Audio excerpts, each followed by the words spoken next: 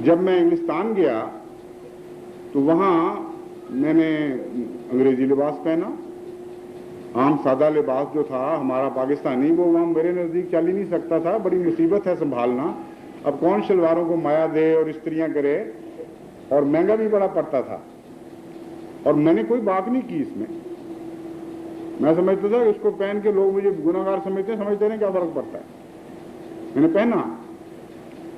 جب واپس آیا تو کسی نے یہ کان میں بات پھونکی کہ اب تم پاکستان جا رہے ہو اور اب پہنچو گے, وہاں استقبال ہوں گے, یہ ہوگا وہ ہوگا, اب تم شلوار قمیض پہن لو اور اچکن پہن لو. میں نے کہا اب تو نہیں میں پہنوں گا. اگر یہ لباس میرے لیے گناہگاری کا لباس تھا تو اس گناہگاری کا علم ہونا چاہیے پھر ساروں کو. یہ تو عجیب بات ہے کہ بارڈر بدلنے سے لباس بدل جائیں. یہاں برقع پہنا ہو اور جب یورپ کے سفر پر عورت جائے تو برقع یہاں چھوڑ جائے کہ بارڈر کراس نہیں کر سکتا, یا اچکن بارڈر وہاں کراس نہ کر سکے اور پتلون وہاں سے ادھر بارڈر کراس نہ کر سکے. یہ تمسخر ہو گیا, دین تو نہ ہوا. چنانچہ جب مجھے بہت لطف آیا اس بات کا آگے چل کر, جب میں ربوہ اسٹیشن پہ پہنچا تو خدام الحمدی نے بڑا استقبال کیا ہوا تھا. میں قائد جو رہا ہوں وہاں کافی دیر, اور میں نے دیکھا نظریں بدل رہی ہیں. بڑا دھکا لگا بعض لوگوں کو. انہوں نے کہا انا للہ و انا الیہ راجعون. بھیجا کیا تھا, واپس کیا بن کے آیا ہے, مارے گئے ہم. بعض پچھتاتے ہوئے واپس چلے گئے کہ استقبال کی ہم نے خواہ تکلیف کی, یہ تو چیز ہی اور بن گیا ہے. اچھا بلا شلوار قمیض وہ بھی پھٹی ہی پہن کے پھرا کرتا تھا, اور اب پتلون ڈانٹی ہوئی ہے, کوٹ پہنا ہوا, ٹائی لگائی ہوئی. تو بڑے چہرے مایوس ہوئے اور مجھے بڑا لطف آیا. میں نے کہا الحمدللہ خدا تعالیٰ نے مجھے ایک جھوٹی عزت سے بچا لیا جس کی مجھے کوئی تمنا کوئی خواہش نہیں. اس کا احسان ہے. اگر مبتلا کر دیتا تو مارا بھی جاتا میں. پھر آگے مجھے خیال ہے اس سے سبق جو ملا, ایک دفعہ سندھ کا دورہ تھا, وقف جدید میں حضور نے آتے ہی مجھے لگا دیا. سندھ کے دورے پر جب گیا تو ایک بڑی بیکورڈ دنیا کے لحاظ سے جماعت اور کچھ مولویت کا اثر. ویسے تو میں عام لباس بھی پہننے لگ گیا تھا, جو مرضی کرتا تھا, مجھے اس میں کبھی فرق نہیں کیا, کیونکہ میرے نزدیک پتلون ہو, کوٹ ہو, کوئی فرغل پہنا ہو, کسی نے انڈونیشیا کی دھوتی پہنی ہو, یہ ساری بے معنی باتیں ہیں.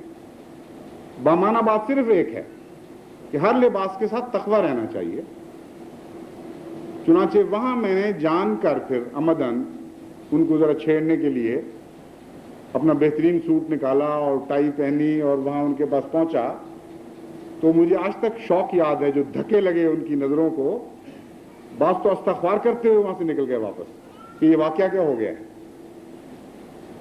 اور رفتہ رفتہ پھر سمجھایا گیا مختلف رنگ میں, آہستہ آہستہ آتیں پڑیں, کچھ حوصلے وسیع ہوئے.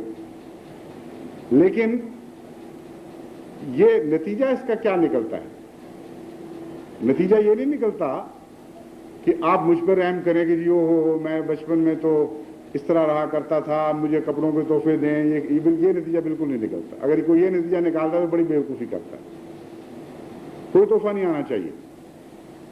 زیادہ سے زیادہ یہ نتیجہ نکلتا ہے کہ جب آپ مسجدوں میں جائیں, اپنے غریب بھائیوں کو دیکھیں, ظاہری لباس سے بھی آری جو ان کے لیے کافی نہ ہو, تو ان کی ہمدردی کریں, ان کو لباس پہنیں, کیونکہ ہر لباس کے بدلے آپ کو تقویٰ کا لباس مل رہا ہوگا, آپ کو اللہ کی محبت کا لباس مل رہا ہوگا. وہ لباس ایک ایسا لباس ہے جو مادی لباس سے مستغنی بھی ہے اور اس کے ساتھ تعلق بھی جوڑ لیا کرتا ہے. کبھی کبھی خدا کی رضا کی خاطر اپنے غریب بھائیوں کی خدمت کریں, عیدوں پر ان کو اچھے کپڑے پہنائیں, ان کی سردیوں کے کپڑوں کا انتظام کریں, یہ نتیجہ نکلتا ہے. دوسرا یہ بھی نتیجہ نہیں نکلتا کہ جو شخص بظاہر لباس سے مستغنی ہے وہی نیک ہے. یہ بھی بالکل جھوٹ ہے, کیونکہ تقویٰ کا لباس ظاہری نہیں, وہ اندر گھسا ہوا ہے. یہ عجیب و غریب بات ہے. تقویٰ کا چونکہ روح سے تعلق ہے, اس لیے لباس نام ہونے کے باوجود یہ نظر نہیں آتا. یہ روح کے گرد لپٹی ہوئی چیز ہے کوئی جو باطن میں ہے. اس لیے اگر آپ نے ظاہری لباس پر بنا کی تو یہاں بھی آپ دھوکہ کھا جائیں گے. ہزار دفعہ صوفی منش بزرگ نظر آنے والے لوگ خدا کی نظر میں ہو سکتا ہے متقی نہ ہو. ہزار دفعہ ایسا بھی ہوگا کہ بظاہر لباس بڑے فاخرانہ ہیں, دنیا داری کے نظر آتے ہیں, اچھے کپڑے, قیمتی کپڑے پہنے ہوئے ہیں, اور فی الحقیقت ان کے اندر تقویٰ موجود ہے. ایسا ہی واقعہ حضرت سید عبد القادر جیلانی کے ساتھ ہوا. کتنا بڑا مقام ہے آپ کی ولایت کا, اتنا عظیم الشان مقام کہ حضرت اقدس مسیح موعود علیہ الصلوۃ والسلام نے اس کی تصدیق فرمائی اور بڑی محبت کا اظہار فرمایا. اور ان کے متعلق آتا ہے کہ بڑا فاخرانہ لباس پہنا کرتے تھے, یعنی دنیا جس کو فاخرانہ سمجھتی ہے. بڑے قیمتی جوڑے, بہت اعلیٰ قسم کے سجے ہوئے, اور اوپر سجاوٹیں ہیں دنیا کی جو کی ہوتی ہیں, ہاتھ کی زینتیں, وہ سب سجی لگائی ہوئی ہوتی تھی اس کے اوپر. تو کسی مرید نے اپنی لا علمی میں یہ سوال کر دیا کہ حضرت آپ اتنے بزرگ ہو کہ لباس کیوں اچھا پہنتے ہیں؟ انہوں نے کہا اچھا کیا تم نے پوچھ لیا, بدزنی نہیں کی. میں خدا کی قسم کوئی جوڑا نہیں پہنتا جب تک میرا خدا مجھے نہیں کہتا کہ عبد القادر اٹھ اور یہ کپڑے پہن. میں بے نیاز ہوں ان کپڑوں سے.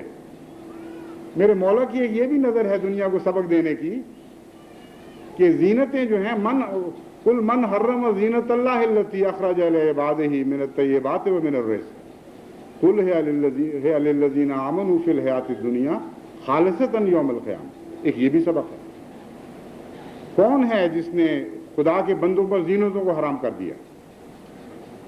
کہہ دے یہ تو مومنوں کے لیے پیدا کی گئی ہیں اس دنیا میں, اور آخرت میں خاص ان کے لیے ہو جائیں گے. دنیا میں اور بھی شریک ہیں.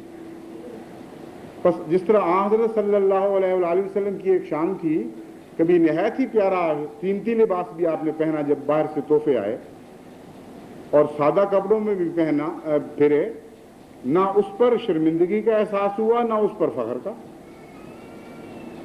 بالا ہو گئے, مستغنی ہو گئے. تو تقویٰ کا ایک یہ سبق ہمیں ملا کہ انسان حسب ضرورت اچھا بھی پہن سکتا ہے, برا بھی پہن سکتا ہے.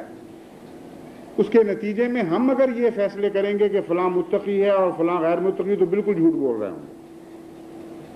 احمقانہ بات ہوگی, وہاں دخل دیں گے جہاں ہمارا دخل دینے کا کام کوئی نہیں, ہمارا تعلق ہی کوئی نہیں, ہمیں علم ہی کوئی نہیں.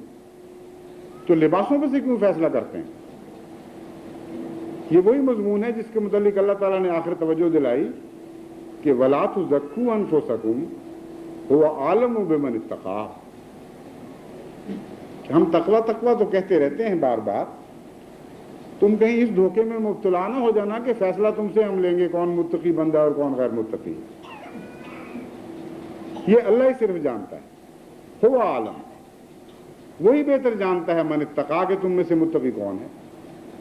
کیونکہ تقویٰ کا لباس آنکھ سے نظر نہیں آ سکتا, وہ ایک روحانی مسئلہ ہے جس کو خدا کی آنکھ صرف دیکھتی ہے.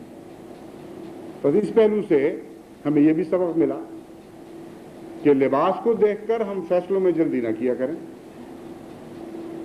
محض لباس کو دیکھ کر اگر فیصلے کریں گے تو بسا اوقات ٹھوکر کھائیں گے, اور بعض دفعہ ٹھوکر نہیں بھی کھائیں گے تو گناہ میں مبتلا ہو جائیں گے, کیونکہ خدا نے ہمیں مقرر نہیں فرمایا اس کام کے لیے.